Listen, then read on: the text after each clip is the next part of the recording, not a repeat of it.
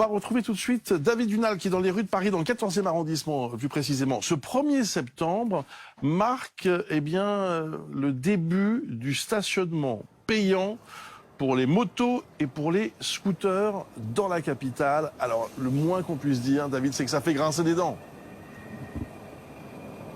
Ah oui, on a pu croiser des propriétaires de deux roues depuis tout à l'heure avec David Bouteiller qui ne sont pas contents, mais alors pas contents du tout. Il va falloir qu'ils prennent de nouvelles habitudes, tout simplement, aller à la borne de paiement ou utiliser l'application sur le téléphone pour pouvoir stationner, pour pouvoir régler leur paiement.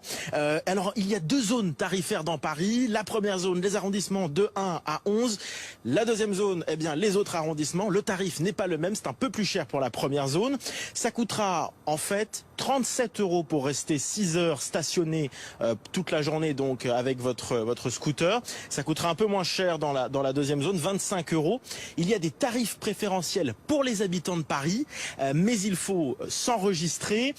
Il faudra aussi comprendre pour les utilisateurs de deux roues électriques ou hybrides, le stationnement est gratuit pour eux, mais il faut quand même s'enregistrer sur l'application ou sur la borne de paiement pour avoir un ticket à 0 €. Alors vous l'avez dit, mais les propriétaires de deux roues que nous avons interrogés ne sont pas forcément très contents. Et puis ils ont beaucoup de questions, ils se posent beaucoup de questions. Est-ce qu'ils peuvent quand même, du coup, comme ils payent maintenant, stationner sur d'autres places? Un utilisateur nous disait tout à l'heure, moi je vais partir en vacances pendant une semaine. Est-ce que je vais devoir régler une semaine de stationnement en bas de chez moi? Il y a encore beaucoup de questions qui se posent pour les utilisateurs de deux roues. C'est à la fois pas forcément très clair pour tout le monde, mais aussi très énervant pour eux. L'un d'entre eux me disait c'est un coût supplémentaire, une dépense supplémentaire alors qu'on subit déjà des hausses de prix un peu partout. Vous avez bien dit, David, 37 € pour la journée, c'est bien cela, dans les 11 premiers arrondissements? C'est ça. 37 € x 5, ça fait 185, x 4 semaines, 740. Donc j'essaie de calculer par mois ce que ça représente. Moi, j'ai pas de deux roues, donc je suis complètement neutre dans cette affaire, mais j'essaie quand même de m'informer. Merci beaucoup, David Dunal. Léa Balage-Elmari qui est avec nous, secrétaire nationale adjointe Europe Écologie Les Verts et adjointe au maire du 18e arrondissement de Paris. Bonjour. Jean-Marc Bellotti, bonjour. Vous êtes coordinateur de la Fédération des motards en colère à Paris et dans sa banlieue. Bon, reconnaissez quand même que le budget n'est pas anodin. Alors, le budget que vous avez décrit, c'est celui de quelqu'un qui paierait plein pot, je vais dire, sans aucune disposition, soit parce qu'on est résident, soit parce qu'on travaille à Paris. Donc là, bien sûr, il y a des tarifs spécifiques qui peuvent s'appliquer. C'est beaucoup de gens. C'est beaucoup de gens, mais cette mesure... Et 740 €, c'est... C'est un énorme budget, mais c'est pas le budget qui s'appliquera aux personnes. Ça donne envie de retrouver sa voiture à Paris, non? Mais les voitures payent aussi le stationnement, et c'est pour ça que finalement on a lancé cette proposition déjà pendant l'élection municipale, donc ce n'est pas une surprise. On l'avait annoncé, ça a été encore annoncé en 2021, et ça vient finalement remettre l'égalité entre l'ensemble des moteurs thermiques à Paris qui vont désormais payer un stationnement pour plein de raisons. On pourra y revenir, je suppose, mais la première raison... Le scooter pollue.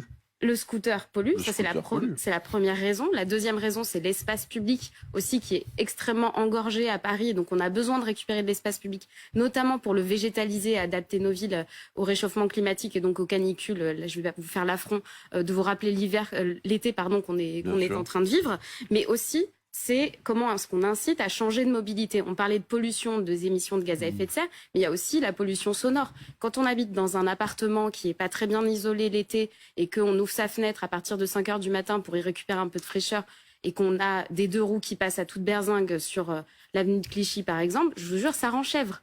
Et là, je vous remercie pour votre discours de vérité parce que pour le coup, vous n'éludez pas le problème. Vous dites... Il y a trop de scooters à Paris, ça fait trop de bruit, ça pollue trop. C'est pas seulement une question d'équité. Là, vous venez de dire des choses qui sont... Mais c'est une question de santé publique pour réduire la pollution, pour réduire la pollution sonore aussi, qui vraiment aggrave notre qualité de vie, aggrave notre qualité de sommeil. Et c'est important aussi d'en parler, parce qu'on en parle assez peu dans les politiques publiques. Mais c'est aussi, bien entendu, pour remettre de l'équité entre l'ensemble des moteurs motorisés. Alors, Jean-Marc Bellotti va vous répondre. Ah oui. Donc, si j'ai bien compris, nous sommes les deux roues motorisés, nous sommes les responsables de tous les maux de Paris. Toutes les incivilités, le bruit, la pollution, etc. Je voudrais juste donner un chiffre. Le deux roues motorisées représente au niveau national 2% du parc roulant avec 0,5% des émissions polluantes. Voilà, là, c'est posé. Un peu plus, évidemment, dans les grandes villes. Mais cette mesure est discriminatoire. Déjà, parce que on nous parle beaucoup de pouvoir d'achat. Et là, on vient mettre des taxes en plus à des gens qui sont habitants bien souvent de la banlieue parce qu'ils n'ont pas les moyens d'habiter à Paris, parce que le prix de l'immobilier à Paris, que ce soit pour les propriétaires ou les locataires, est monstrueux. Donc ces gens se sont rabattus vers la petite couronne, d'accord, qui devient aussi assez cher, et se rabattent vers la grande couronne. Donc les loyers de Paris ont fait que ça a généré de la demande de transport. Excusez-moi de dire, ça fait un moment que les banlieusards sont de toute façon... Oui, qui sont le mot maltraité est presque faible sur le banc, par rapport à la réalité. Mais c'est ces banlieusards-là qu'on applaudissait lors du dernier confinement en disant merci, vous venez ouvrir les magasins d'alimentation, vous venez soigner les gens, etc. Ceux-là, ils gagnent pas assez pour habiter à Paris. Par ailleurs, Madame Hidalgo, mairie socialiste, qui a été la première lors de l'augmentation du prix de l'essence à 2 euros à dire écoutez, il faut que le gouvernement baisse ses taxes de façon à ce que les gens puissent aller travailler avec leur voiture quand ils en ont besoin. En même temps qu'elle dit ça, elle met des taxes supplémentaires dans Paris, c'est-à-dire qu'elle augmente de 100% le stationnement pour les automobilistes qui est passé de 3 à 6 euros. Je rappelle quand même que le taux horaire net du SMIC, c'est 8 euros. Le taux horaire net du stationnement, c'est 6 euros. Mais elle a été élue sur un programme dans lequel ça figurait. Élu, attendez, 60% d'abstention. Mais vous avez été élu. Mais vous avez été sur un programme, c'est pas pour ça qu'il faut faire de l'écologie violente. À un moment donné, il faut mettre les alternatives en place avant de mettre les sanctions. Et là, aujourd'hui, ce qui a été mis en place, chère madame, ce sont des sanctions. Sanctions contre les deux roues motorisées. Léa Balage-Elmary, le deux roues motorisées est une vraie solution en termes de mobilité. Pourquoi ça a été gratuit jusqu'à présent et pourquoi on dit que c'est scandaleux de le faire payer? Parce que le deux roues motorisé apporte une vraie plus-value en termes d'écologie, de mobilité. On roule à l'essence et pas au diesel, on optimise l'espace public, etc. Oui. La plus-value en termes de mobilité, la plus-value en termes de mobilité, ce sont les transports en commun. Et sur ça, tout le monde ne peut pas les prendre. Il y a des banlieues enclavées où les gens ne peuvent pas prendre les transports en commun. On vient de nous dire qu'il manque 1500 chauffeurs. Je ne vous ai pas coupé pendant votre longue intervention. Je vous propose de faire la même chose. On fait un débat.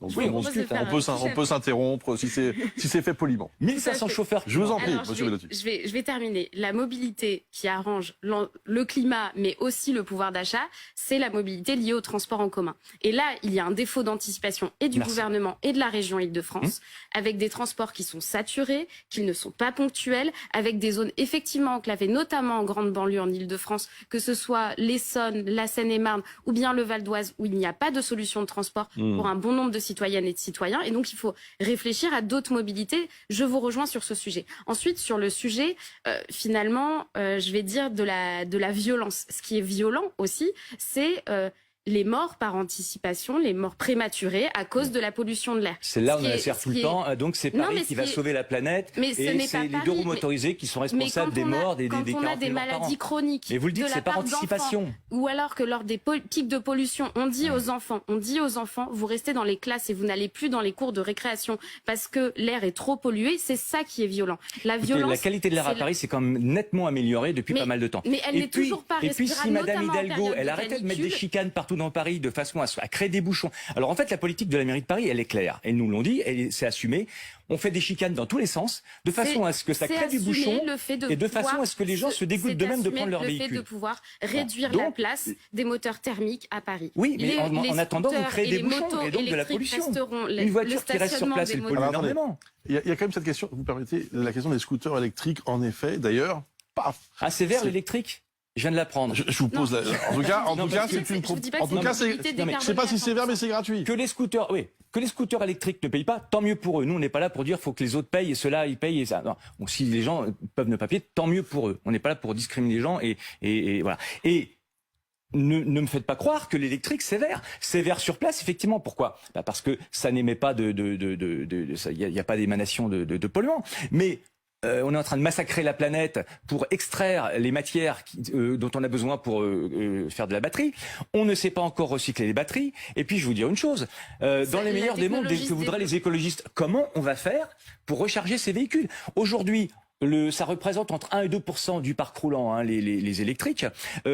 Tous les ans, à l'entrée de l'hiver, EDF, il tire la scène d'alarme dans les médias en disant attention, arrêtez de tirer sur le réseau parce qu'on va pas pouvoir fournir. Attendez. Tout à fait. Donc là, l'hiver et quand qui on va avoir approche 40% de véhicules Monsieur électriques, Bellotti. comment on les charge? Il n'y a pas de borne, il n'y a pas d'énergie pour les. En plus, maintenant avec la guerre en Ukraine et tout ce qui va se passer derrière, S'il vous plaît. on a un problème d'énergie. L'électrique, c'est pas la solution actuelle. L'électrique, S'il vous plaît, c'est s'il vous plaît. La solution, c'est effectivement les La transports. solution, c'est le deux roues motorisé, Non, la mobile, solution, c'est peu le transport polluant. en commun S'il vous qui plaît, s'il permet vous plaît. notamment d'avoir des transports de qualité et aussi peu cher pour l'ensemble des citoyennes et des citoyens. Et quand vous parliez des premiers de corvée qu'on applaudissait lors du confinement, la plupart viennent en transport en commun travailler tous, à Paris. pas tous. La Bien plupart sûr, des mais évidemment, utilisateurs et des évidemment. utilisatrices Mais des il y a- deux roues motorisées vous savez, il y a- sont des J'imagine, attendez, monsieur Bellotti, une Il y a seconde, 150 000 s'il vous personnes plaît. qui rentrent dans Est-ce Paris qu'il y a, en deux roues j'imagine motorisées, que vous êtes, effectivement. en tant qu'écologiste, très attaché à la politique sociale. Est-ce que cette somme que vous demandez aux Parisiens, finalement, bien sûr, elle peut avoir un effet,